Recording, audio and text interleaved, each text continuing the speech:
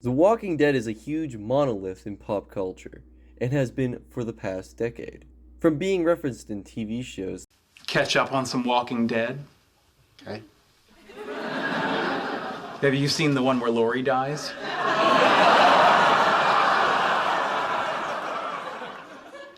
No. Or maybe she doesn't. Let's find out. to being in Fortnite, and it is clear why.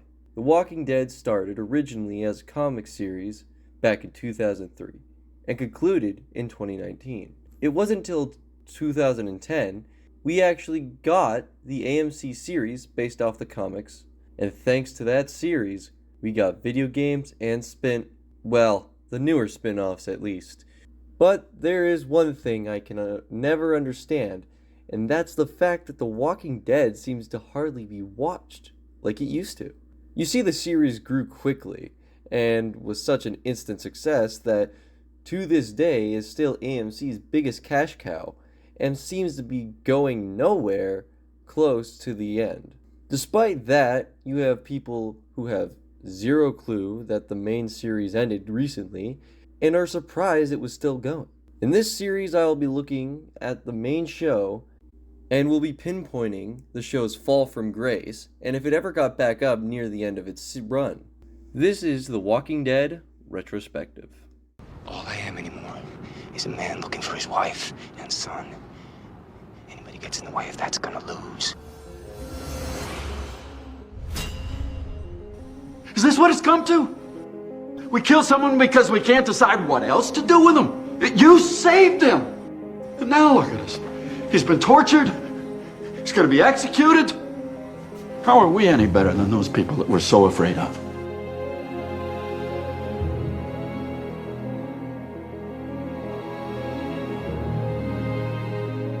Governor rode right up to our gates. Maybe if I wouldn't have stopped looking. Maybe because I gave up. That's on me. Daryl. You dad? Maybe I could have done something. There were no doctors there. It was just me. He was hooked up to machines, and I did not know what to do. There's a vast ocean of shit that you people don't know shit about. Rick knows every fine grain of said shit. And then some. I went out with you today to protect you because... Protect me? I taught you how to fight. Let not your heart be troubled. In my Father's house are many mansions. If it were not so, I would have told you.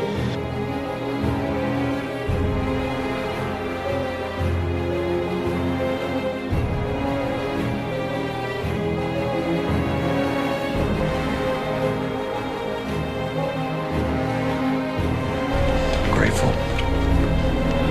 The day will come when you won't be.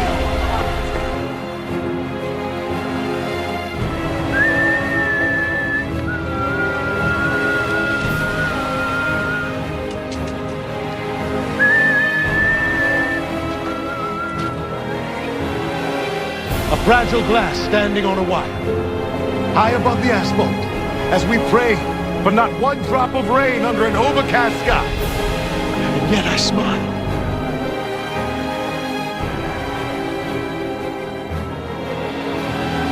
The world's about to get a whole lot bigger.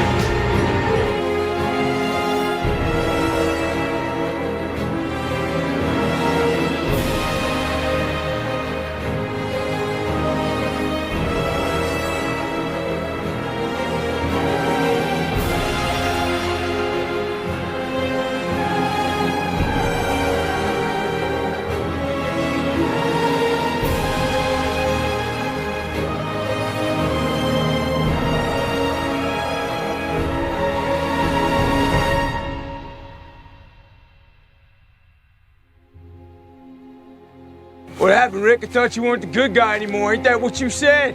Even right here, right now, you ain't gonna fight for him. I found him.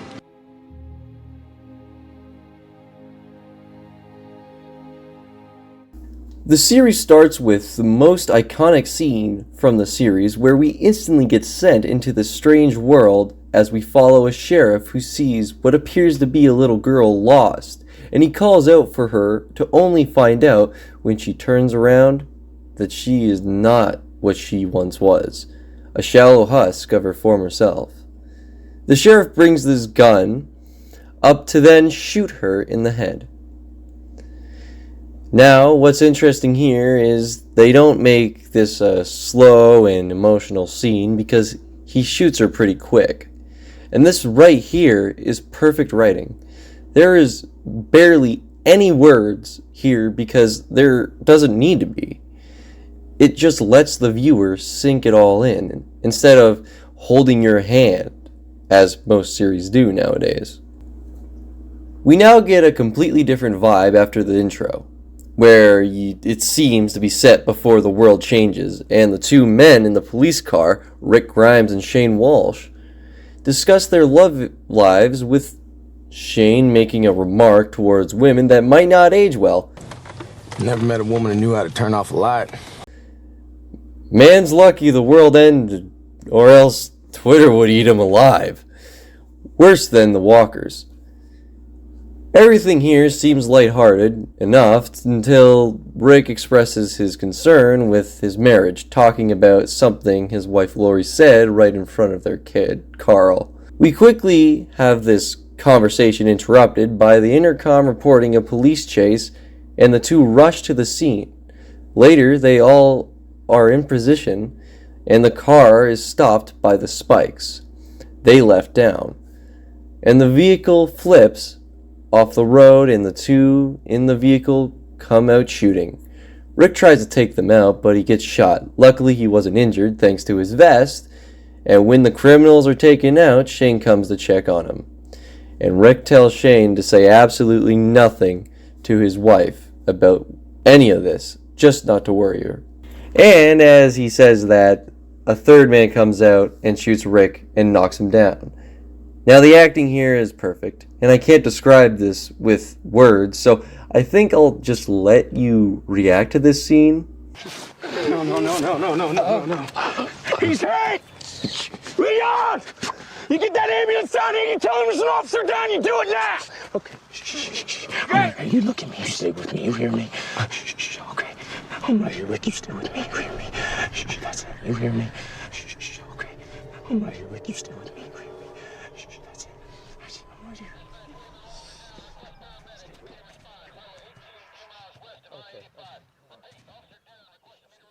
Right after that, we cut to Rick in the hospital, fading in and out of consciousness, seeing Shane talk to him, and once he actually is awake, he notices Shane is nowhere to be found in the hospital room. Rick struggles to get up, and once he is able to walk, he looks around the hospital confused and wonders why it's empty, and his confusion turns into concern as he sees a body mutilated on the ground. Then we finally see another iconic scene that confused many. Don't Dead open inside. This is the Walking Dead fandom's big debate because we have zero clue what it's actually supposed to say. We know what it's meant to say, but have zero clue if that's actually what it says. After seeing the door and the haunting hands coming out of it, he leaves and gets out of the hospital, seeing rows of dead bodies and an abandoned army post. His first destination is his home, to find his wife and son, but before he gets home, however, he has his first proper encounter with a walker and is horrified to see it still moving around while decayed and missing its lower half. Once he finally gets to his home, he is distraught to find that his family isn't anywhere to be seen, and he breaks down in the middle of his house. This, I think, shows the true acting skills of Andrew Lincoln, and I just gotta show the scene as it is.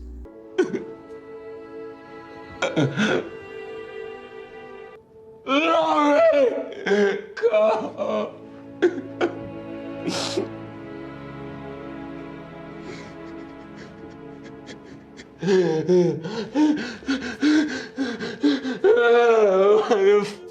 Later, Rick sits outside to take everything in because he feels so exhausted with what he witnessed in what feels to him is a few hours. However, this is all ruined when a kid hits him in the side of the head because he thought he was a walker. And his father comes over to inform his son after shooting a walker that was coming near them that he is no walker. Rick passes out and then wakes up tied to a bed. Rick really can't stay conscious, can he? He might as well stay asleep. But anyways, he gets questioned by the boy's father, whose name is Morgan. The question he is asked is that, what is his wound? Which Rick tells him it was a gunshot, and later Morgan explains that a bite is what turns you into a walker. It will lead to you getting a horrible fever, and then you die. Later that night, they hide in the house from the dozens of walkers outside due to earlier Morgan shooting that walker and making so much noise that he drew the walkers to the neighborhood. One of these walkers happened to be his wife, and when they hear the walkers outside, Morgan's son cries knowing she is likely out there. Rick looks out the door to see what's out there and sees Morgan's wife at the front door attempting to open the door. Now this is a weird scene because the concept that walkers can do more than be bumbling idiots, an idea that's been abandoned all the way up till season 11. Now I'll point out scenes where we have walkers being able to do a lot more throughout season 1, and when I get to season 2 I will explain why this was abandoned. But anyways, after that night, Rick, Morgan, and his son head out to Rick's house and to grab something that were likely left there. And Rick gives the point that his family left the house because his pictures on the wall are gone. And that is a hint they left the house, which Morgan's son suggests they headed to Atlanta and Rick should look out there. Once they were done at Rick's house, they went to the police station to grab some weapons and head out.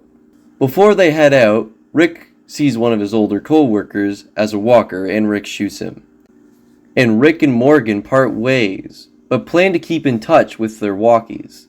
And before Rick gets to Atlanta, he goes back to the same place he saw his first walker to see it's no longer there.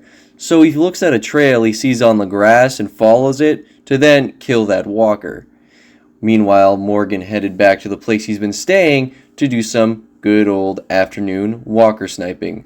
But really, he wants to get the courage to kill his now zombified wife. However, he fails to do this. While Rick is on the road, he tries to get a radio signal and sends out a broadcast to anyone potentially listening.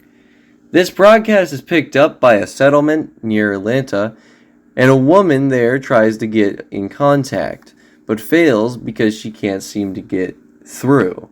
This is when it's revealed that Shane is at this settlement, and he tries to get in contact, but can't. After this, him and this girl get in a disagreement, and she storms off, and he then tries to get her to not be upset with him, which ends with them kissing in the tent, until her son comes by and it's interrupted.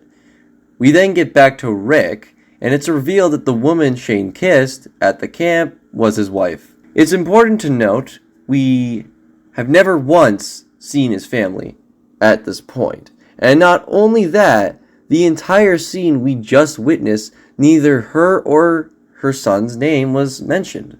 So even though most may not realize this is a reveal, it quite literally is, and a very subtle one at that. Rick then is in need of gas, and he runs into a farmhouse and tries to ask the people inside if he can borrow some, but no one answers. And once he looks out the window, he sees his first example of people who couldn't handle this new world. And so they ended their lives so they didn't have to live with seeing the suffering. As he processes what he saw, he comes across a horse and uses it as his means to travel. He heads to Atlanta with the horse, and when he arrives, he sees it's a ghost town with the streets being empty with abandoned vehicles, but it's not all empty. Once he runs into a horde of walkers and he is quickly overrun by them. and falls off his horse and witnesses them eating his horse. Alive, he quickly gets under a nearby tank, shooting any walker that gets too close. And as it seems to be too much, he readies his gun to shoot himself, but stops when he sees an opening to get into the tank. And he gets in with what seemed to be a dead body, so he quickly grabs the gun on it. But the body happened to actually be alive, and Rick shoots it quickly with the cost of his ears likely being damaged, not long after he hears a voice on the radio. Dumbass. Yeah, you in the tank. You cozy in there? This episode opens up with the settlement we saw last episode, and we see Lori and the girl, whose name is Amy, trying to get food ready for the people there. And then Lori decides to go out for a bit and tells Carl not to walk too far from the camp. This, however, is just so she can have some alone time with Shane, and we get to see the most uncomfortable scene this episode. Now, I'm not a prude when it comes to sex scenes. In shows, movies, whatever. But when I see someone lick a girl's stomach like that, I get a bit grossed out. John Bernthal has actually said this scene was awkward to film because you apparently can't simulate sex by thrusting, which means it makes it a lot harder to act out. We now get back to Rick, and he talks with the guy on the radio, and he helps him plan a way to escape his situation. Before he leaves, he grabs a grenade, which will be important later in the season, and he sets out to leave the tank, and runs into the guy who was on the radio, whose name is Glenn, and instantly when we see him, you know what kind of character he is. He's essentially the comic relief of the show, and shows that with how he reacts to tight situations. Not long after we get introduced to the rest of his group, T-Dog, Andrea, Jackie, and Morales.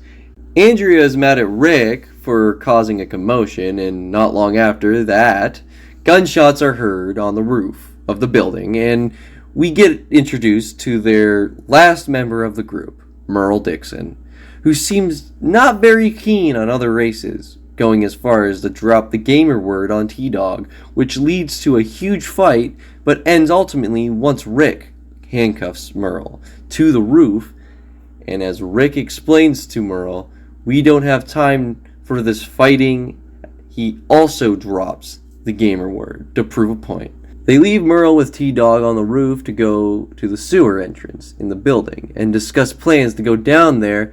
Glenn happens to offend the independent woman Andrea, and Rick tells Glenn to speak his mind, and Glenn explains his plan in a more confident way. Later, when Rick and Andrea are alone, he tells her she left the safety on the gun when she pointed it at him earlier. They all then go to the roof and see a truck that they can use to escape. They just need to get to it, and Rick, after hearing the walkers detect you through smell, comes up with the plan to cover Glenn and him with walker guts so they can get through the horde and to the truck. Before they cover themselves, Rick decides to look at who the man they are about to mutilate is, and talks about how he was once like them, to show everyone we shouldn't forget that. While Rick and Glenn walk out through the herd, T-Dog tries to contact the camp through the radio, but the camp struggles to get through. All they find out is they are trapped, and this worries Amy, and she begs Shane to go back after them, which he denies, and she is now pissed at him for it and storms off. Man, women storm off because of Shane a lot. It's crazy, but now we cut to Rick and Glenn, and as they are out there, it starts to rain, and the smell starts to wear off, and the walkers are now aware they are living, so they have to run fast, and they climb over a fence. Now, if you look closely, you can see the walkers climbing the fence. Also, side note, I forgot to mention earlier in the store, a walker used a rock to break glass, like break the glass door. Just thought to mention that. I kind of forgot to mention that when the scene happened, because I said I was going to mention all this stuff and I forgot. Anyways, They get to the truck and Glenn uses another vehicle to distract the horde with the horn, and Rick drives to the rest of the group. T-Dog gets to the roof to get the tools, but Merle pleads to him to uncuff him. And as T-Dog is about to uncuff him, he slips and drops the key down a drain, and with no time to think, he runs back to the group and gets into the truck with only one thing left to say. Drop the damn key. This episode opens up with Merle on the roof, losing his mind, and eventually he snaps back to reality and cries and begs to God to spare him, knowing that this is his punishment. But then he tries to escape by himself because he's an independent man who doesn't need no God. Then we get back to the camp and Glenn arrives with the horn on blast, which Dale berates Glenn, telling him that he will lead every walker from miles away with that noise. Not long after Glenn arrives, the rest of the group do as well. And the last to leave the truck is Rick. And I think I'm going to let this scene play out.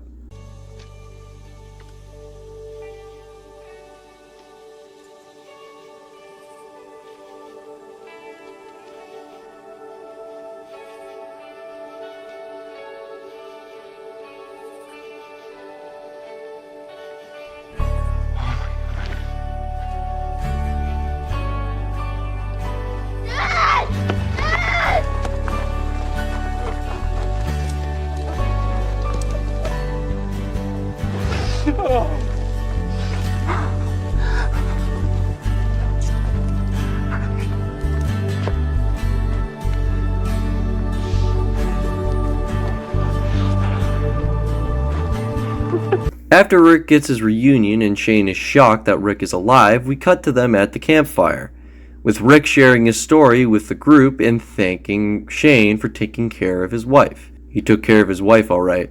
And then Ed, nearby, caused a problem by using more firewood than needed, and Shane goes to him, upset.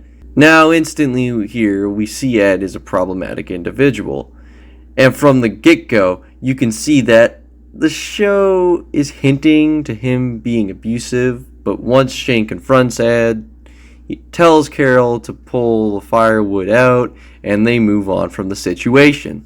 Later that night, Rick and Lori have a conversation about their past issues, hinted at in episode 1, and then have an adult time with Carl in the tent, which, why?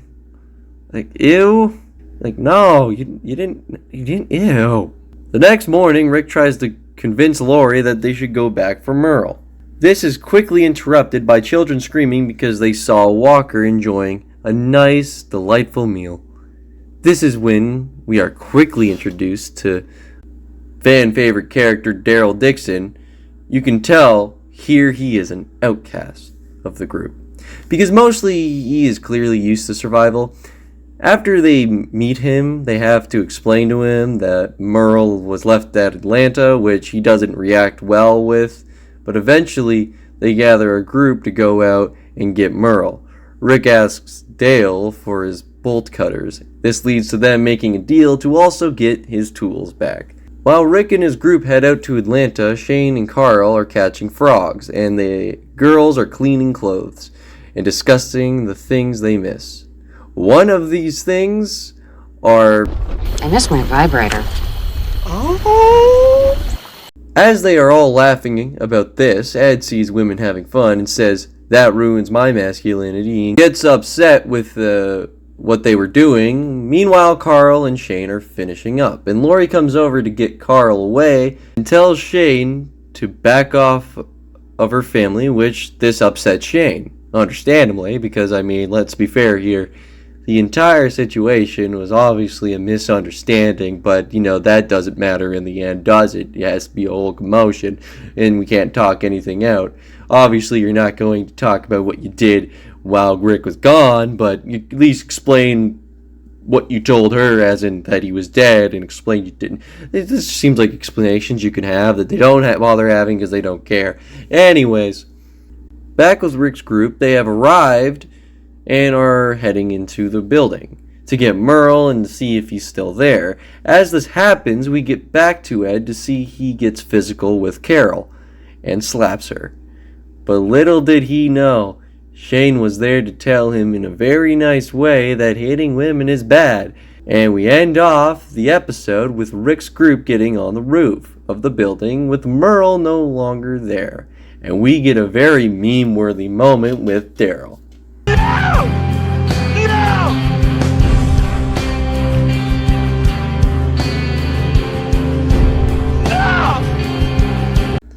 This episode starts with Amy and Andrea on the boat talking about their father while they fish, and they then play a game of Crying Simulator.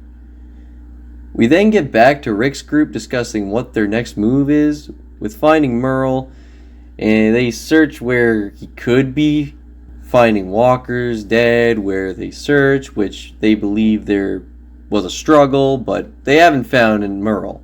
Or his body, all they know is he used a wrench to fight against them. We then go back to the camp, and the two sisters got a ton of fish for the camp dinner that night. But Jim seems to be acting strange because he apparently has been digging holes for hours. They confront Jim and ask why he's doing this, but he isn't cooperating at all. And this eventually leads to Shane having to apprehend him once Jim tries to hit him with a shovel. Back at Atlanta, they try to plan their search for Merle, but in order for them to search, they need to grab the bag of guns they left in the street. Once they come up with a plan, it doesn't seem so easy, because while Daryl and Glenn are getting the guns, Justin Bieber comes out of nowhere and causes a commotion, which makes Glenn have to rush to get the guns, and Justin Bieber's gang comes in and beats Daryl. Once Glenn gets to the alley, the gang goes for Glenn and kidnaps him. But luckily for Rick's group, they kidnap Justin Bieber, and so they have leverage. Back at the camp, Jim is tied to a tree and is getting his sanity back and tries to reassure Carl that his father will come back. As for the reason he was digging holes, well, he says he had a dream but doesn't fully remember what or why. Rick's group are figuring out the best way to approach the other group, and Daryl is very reckless with questioning and uses Merle's hand to scare Justin Bieber. They head to the meeting area to discuss getting Glenn back, and the leader seems to be a little difficult, going as far as to threaten to kill Glenn by throwing him off a building. The leader wants the guns and Justin Bieber, and if they don't get that, Glenn doesn't live. They go back to discuss what they will do and gear up for any possible confrontation. Once they are in the building to make the trade, the leader tries to act tough and says he has very dangerous dogs and almost causes a bloodbath, but luckily, Grandma arrives and calms everything down and takes Rick's group to Glenn, who is apparently completely fine. Oh, and the dogs are the most harmless thing imaginable. Turns out this group has been taking care of the elderly this whole time because the staff that was supposed to left during the apocalypse. Rick agrees to give some weapons away to help them protect the elderly, and they set off to get back to the truck, and it's gone, which they believe Merle took it and will likely get revenge on the camp, so they have to get rushed back quickly.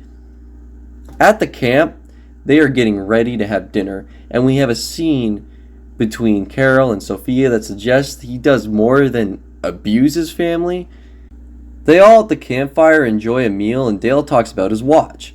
And then Amy has to go to the washroom, while Walker manages to get into Ed's tent and eat him alive.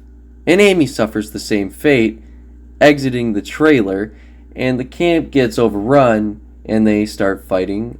And Rick's group comes back just in time to clear out everything, but weren't able to save everyone. And the episode ends with Jim saying, I remember my dream now. Why I dug the holes. This episode opens up with Rick calling Morgan on his walkie and saying all the stuff that's happened last they seen each other, and warns him not to go to Atlanta. We then see the aftermath of the attack and how they need to burn some of the bodies, and Glenn says we don't burn our own. Pretty soon, Glenn, you're going to have to burn all of them, because it will be too much later on. Like, it's going to be a bloodbath, worse than what you just seen. And you barely even seen it. We also find out that Jim was bit, and the group now have to discuss how to handle a guy who is infected. Daryl says they should just kill him, but they all disagree. Rick suggests to go to the CDC and maybe they can treat Jim there. But Shane doesn't agree with that plan, worrying about the risks of going to another city. Andrea is still holding Amy in her arms and gets confronted by Dale and tells her a story about his wife, how he felt losing her, and tells Andrea that her and her sister were the only people he has cared for since losing his wife. Carol puts down her husband and also lets out some anger for good reason. And right after that, Andrea finally puts her sister down. Rick and Shane, while digging graves, get into a small argument about what went down the other night, which is interrupted once the bodies are moved near the graves. While everyone is putting the bodies in their graves, Jim starts to have visions of his inevitable fate as his fever worsens. Rick goes to Lori to see who she agrees with more in this situation, and Lori can only say that she sees both sides here and can't really agree one way or the other. Rick then goes to talk with Jim, and he tells Rick he is going to have to leave him behind in the end, because he doesn't see him making it. Rick promises him that he will keep the boat going, meaning he will keep the group safe. While Rick was in there with Jim, Shane and Lori were talking about plans, and then Rick overhears the conversation, which then Lori decides to be on Rick's side now. Okay, so here's the thing. Lori is seen as a pretty bad character among the Walking Dead community, and I can see why when you look at how she is in Season 2, but right here I feel that was more of a decision she made now due to the guilt she feels with what she did with Shane, so I don't feel here it shows her toxicity, but don't worry, we will get into that in Season 2. Later, Rick and Shane walk out to the woods to discuss their plans. Rick says something that makes Shane angry, and we soon get to see Shane's true unhinged nature. Beforehand, we saw him beat Ed to near death, and you may say that was where it all started. But I feel this situation doesn't make you question Shane in any way, as opposed to right here where he's pointing a gun at Rick, and you could kind of, well, you know, right? But Shane pointing his gun at... Okay, editor's note. Why did I put Shane pointing his gun at Shane? I put that in the script. I don't know I don't know why I did that. Anyway, just thought I'd point that out there. But while Shane's pointing his gun at Rick, this is what triggers something in him to make him realize that the world is very different now and that he can kill Rick right there, right now. This is stopped when he sees Dale watching him and giving him a strange look. One like he has seen someone be like that before. Before they set off to leave the camp, we get a scene with Rick and calling Morgan again and telling him he hopes he is right about the CDC because he feels they are out of options. Before he sets out, Morales tells Rick that he and his family will be parting ways because he has family out at Birmingham he wants to see, and so Rick gives him a gun and some ammo while the kids give their goodbyes and they finally set off to go to the CDC. On the way there, we have a car trouble, and right when they do, Jackie tells everyone that Jim isn't going to make it any further. And so, at Jim's request, they leave him by the tree and let him turn because he hopes he might be able to find his family as a walker. And so they say their goodbyes and continue to set off. We cut to a man who seems to be working for the government, and we eventually see him run tests to study the virus, but he ends up ruining his brain sample, and his lab is destroyed, which leads to him getting drunk because there is nothing else he can do. And then suddenly Rick's group comes to the door, try to get anyone who may be in there's attention. The man, whose name is Dr. Jenner, looks over the camera, and as the group is ready to leave, he opens the door for them, and we then see the godly lights of the building.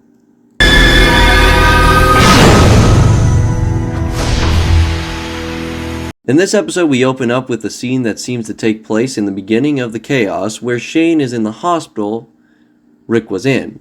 And it seems that the military wants to take out all the patients, and so Shane quickly tries to save Rick, but once he hears his heart not beat, he thinks he is no longer alive, and so he leaves but before he leaves, he does block the door and protect him if there is the potential he may be alive.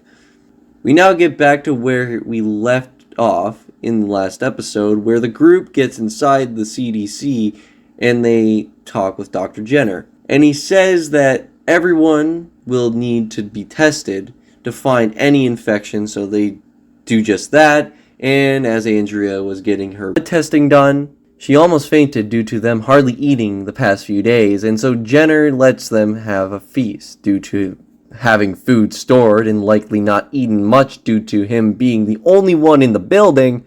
Everyone enjoys the food and also have a few drinks, or well, I guess they have more than a few. Even Carl tries a bit of wine too. You know, I just realized Carl doesn't do all that much this season, which is odd, but anyways, this whole celebration is ruined by Shane, who asks where everyone is.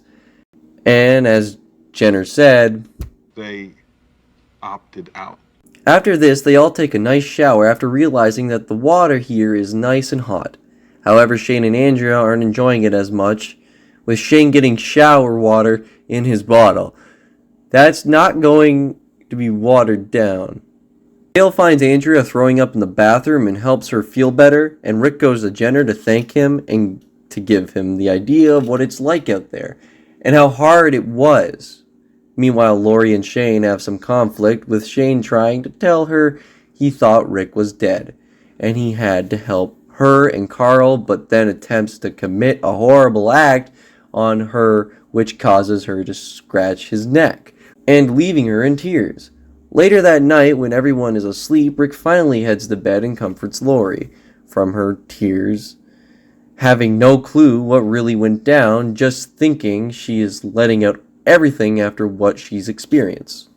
After everyone wakes up with a hangover and people notice the scratch on Shane's neck, they confront the doctor on why they are really here.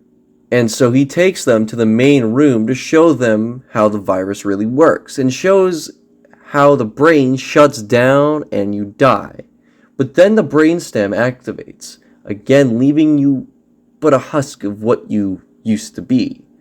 And Jenner reveals that it's like this everywhere and not just in America.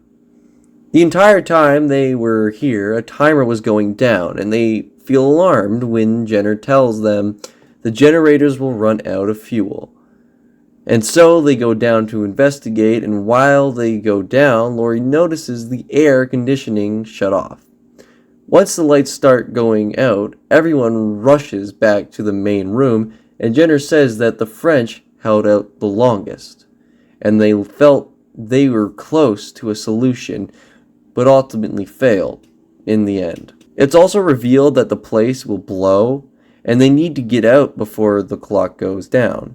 There is a lot of commotion, and Jenner lashes out at everyone, saying this place is the one thing keeping the world safe from things that are much worse than the virus that was released. Jenner tries to tell people this is the most humane way of going out, and to experience this with no pain and suffering is far better than experiencing what's out there.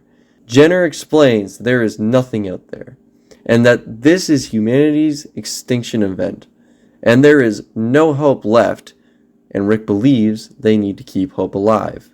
And Rick points out that Jenner kept hope alive by working for a cure. This is when we find out the test subject that showed from earlier was his wife. That she was far better than he was ever. And she might have been able to do something, but Jenner finally caves in and gives them the chance to leave, with Rick telling him he is grateful and Jenner telling him something Rick will truly realize what he meant one day.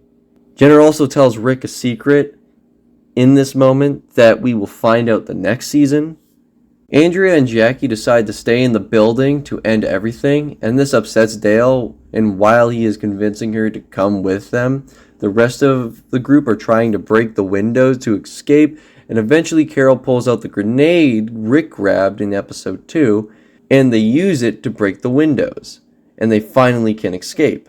Meanwhile, Dale decides to stay because Andrea is staying. And this eventually makes her leave with Dale because she doesn't want to be responsible for his death. And the group brace for impact as the building explodes while Jackie and Jenner hold hands preparing for the inevitable.